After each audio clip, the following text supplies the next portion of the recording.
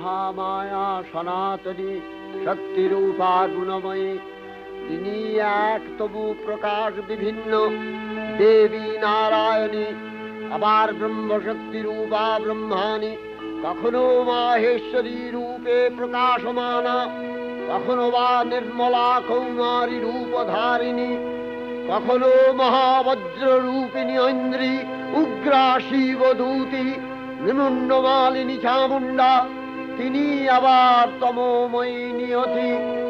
এই সর্বপ্রকাশমানা মহাশক্তি পরমা প্রকৃতির আবির্ভাব হবে সপ্তলোক তাই আনন্দমগ্ন। বাজলো তো